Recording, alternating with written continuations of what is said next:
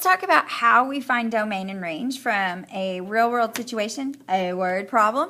So here we have a senior citizens group is making fruit baskets and plans to sell them as a fundraiser. They are able to make 10 fruit baskets and want to sell them for $35 each.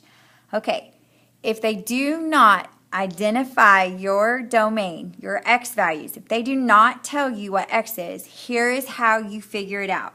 You have to think of what happens first. Your X values have to come before your Y. So we're going to make a note here. X happens first.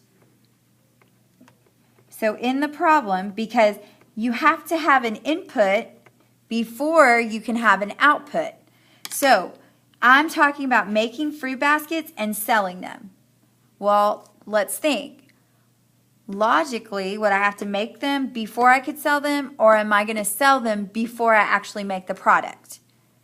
Hopefully you make your fruit baskets before you sell them. People are not going to buy your product if it's not available to look at and to touch. They want to see the product before they buy it. So you would have to make fruit baskets. So all of the numbers that I'm using to count the fruit baskets are my X values. Well, what numbers would I use to start counting fruit baskets at?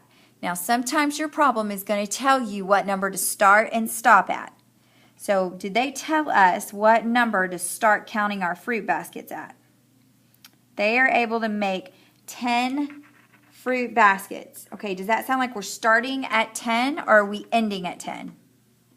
We are ending at 10. So, my domain, I'm going to put the X's down here, is going to be numbers. I don't know what I'm starting at, but I know I'm ending at 10. Well, what number would I start counting fruit baskets at?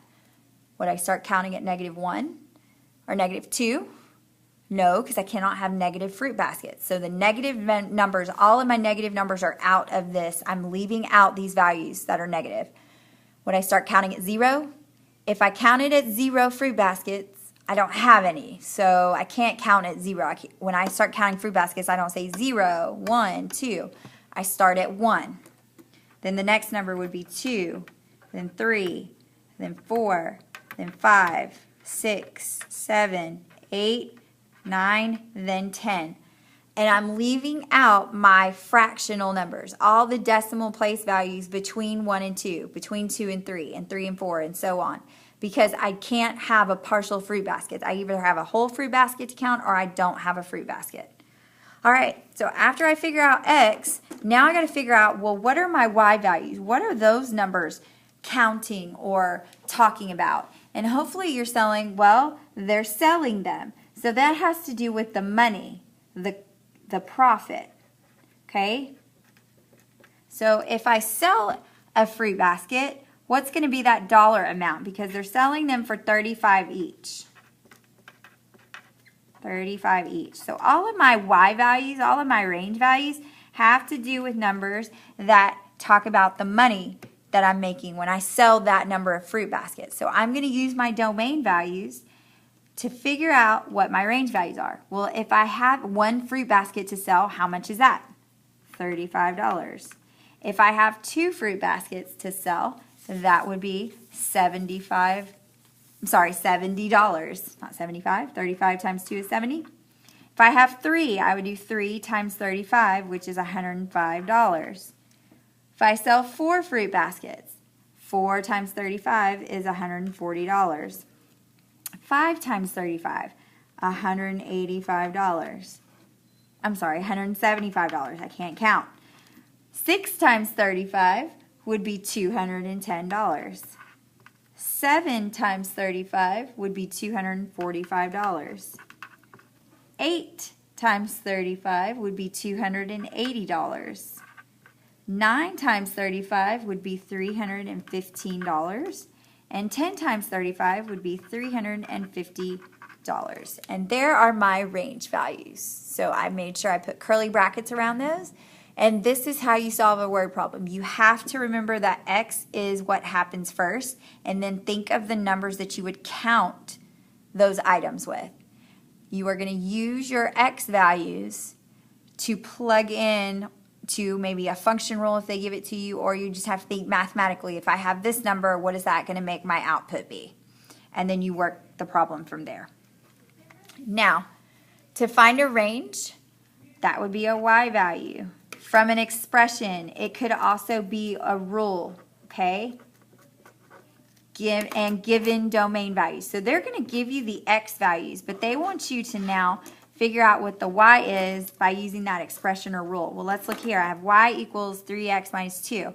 Well, this is my rule. This is my function rule. So I'm going to be plugging in my x values into this rule. Well, what are my x values? My x values are here. These are my x's. So they are going to get plugged into my function rule.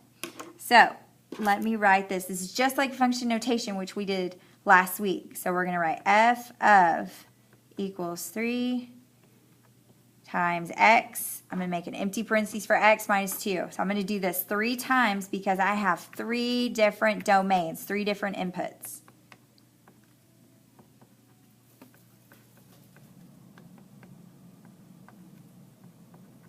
Okay. Well, what are my input values? What are my domains? The first one is -1.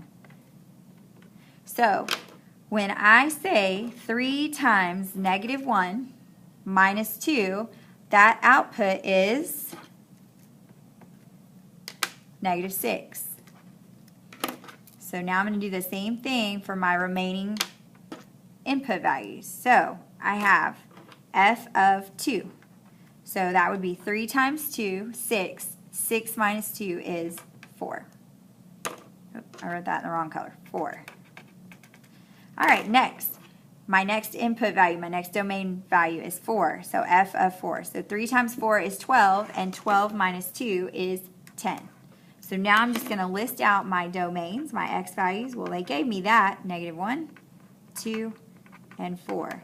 And I figured out what my y values are, my range, by plugging my inputs, my x values, into my function rule, 3x minus 2. And I got -6, 4, and 10. And that is how you find a range from an expression when you have given domain values.